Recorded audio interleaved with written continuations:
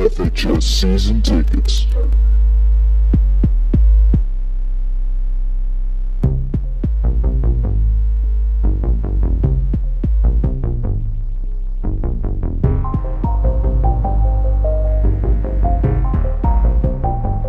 Welcome into another episode of FHS Season Tickets. I'm Michael. I'm Miles. I'm Nick. And today we're going to be talking about college football week 3, starting off with probably the biggest game of the week, Clemson traveling to Louisville, and they absolutely dominated the Cardinals. The Clemson defensive line was all over Lamar Jackson, who really struggled in the first half, and honestly, throughout the whole game, and Clemson just looked like a dominant team. They are definitely looking like one of the best teams in the country so far.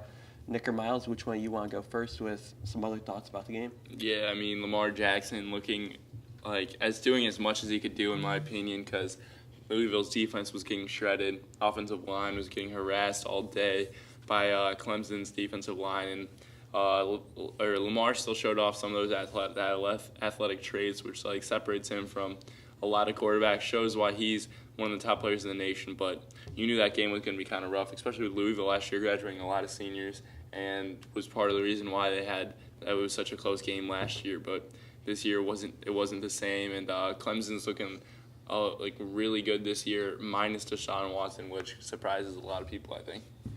Yeah, I definitely knew the outcome of the game. I didn't get to watch it, so I kind of was confident with the outcome anyway. And that you guys pretty much covered that game. So yeah, like me and Nick said, Clemson's D-line was going to be all over Louisville. Kind of an obvious prediction to make, but didn't end up coming through. Miles, what happened with your Florida Gators? Oh man, Felipe Franks, the sort of a Hail Mary there at the end of the game to get rid of avoid overtime, and that was really fun to watch. And I have high expectations for my team, obviously, so I it's not the greatest thing seeing them come so close with Tennessee after what Tennessee has lost from last year.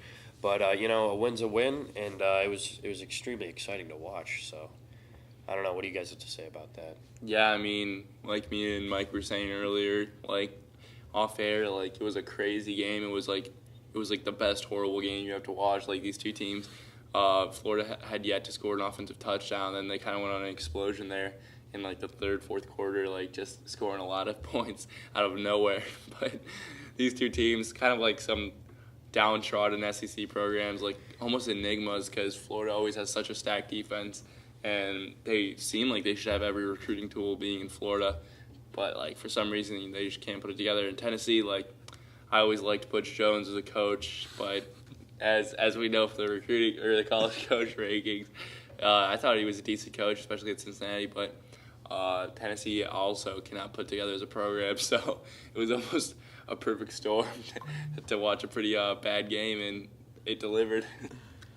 I don't see your argument for Butch Jones being a good coach, but that Florida-Tennessee game was just crazy. I was really hoping for the backdoor overplay, because even though I didn't play it, a lot of people were just bragging on Twitter about, oh my God, I called the under in that game, and it came within 2 points of going over the total. So I was really hoping to see a lot of upset people who were bragging about how smart they were throughout the whole first half and then almost losing the bet. If we went to overtime, they probably would have lost the bet. But going through that Florida-Tennessee game, throughout the years, those games have been crazy. The last time it was in the swamp, Antonio Callaway on 4th down and 9 had a 50-yard touchdown catch for the Gators to get the victory, 28-27. And then last year, I think the Gators were up 24-3 at halftime, and then Tennessee came all the way back and got the victory.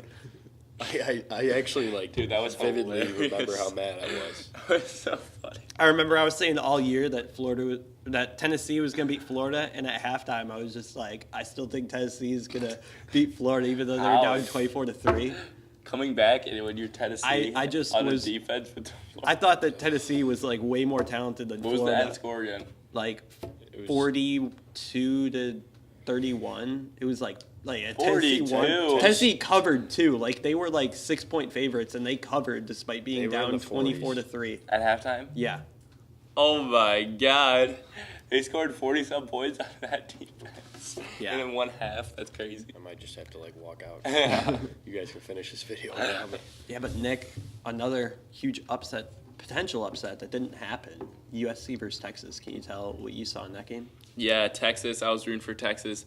the whole game. I really wanted Texas to pull that one out. And at first, I was kind of down on the program going into it just after that Maryland loss, which shouldn't have happened at all. Like, Tom Herman is a really great coach, and they do have talent on that team because, again, Charlie Strong had been building that up to, like, solid college football players, not really elite NFL talent like they could have because they're in a hotbed in recruiting. But going into the game, I was kind of, like, iffy on the court on their whole situation in general, but they were playing a fantastic game. The defense was really putting together a lot of stops, a string of stops, and then Texas was just rolling. Like, they were back. Like, the players, you could tell, were getting excited about the program. They were holding up their hook 'em horns thing the whole time. Like, they were getting really hyped, and everyone was talking about, like, the 05 Rose Bowl and how exciting that game was, and it just reminded you a lot of, like, college football of old that whole time. But unfortunately,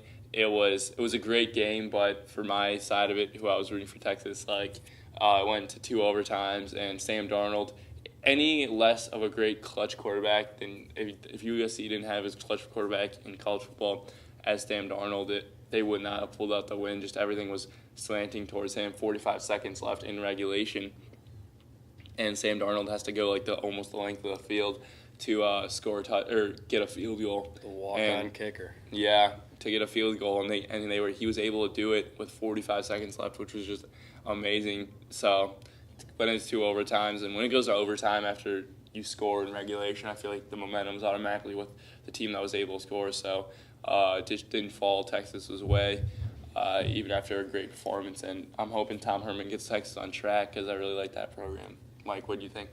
Yeah, just a crazy game. Tom Herman finally loses as an underdog, which is a pretty amazing stat that he has had, but just a crazy game across the board. I couldn't believe when Texas took the lead. Like, I was stunned because they made a couple plays on, like, 4th down in that drive, and then the freshman quarterback getting a touchdown.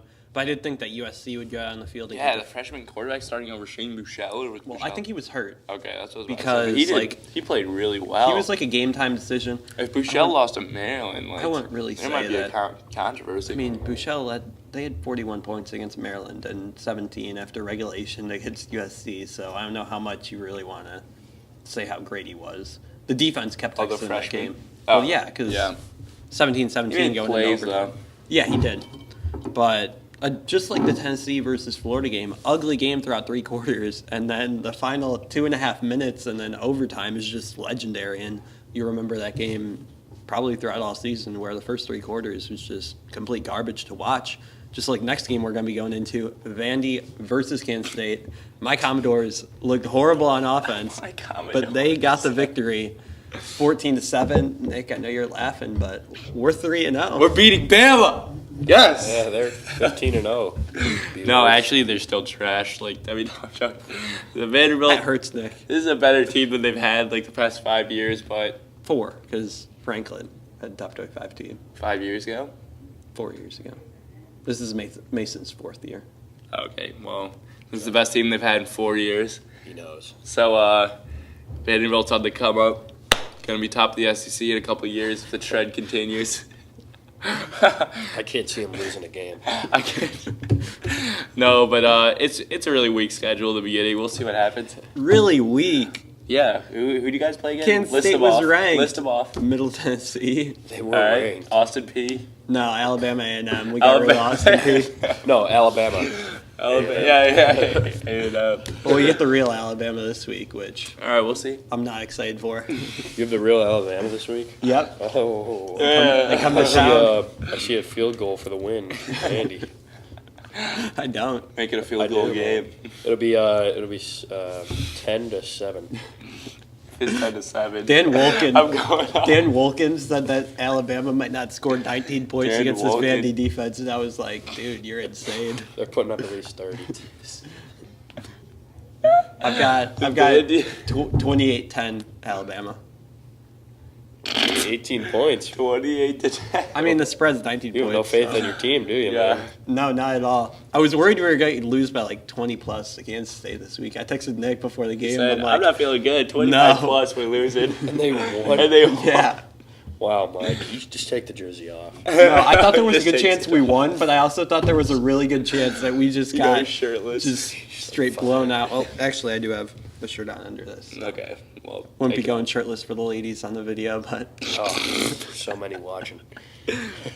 yeah, we're largely female demographic on our viewers. All for this man right here. That'll wrap it up for this episode of FHS Season Tickets.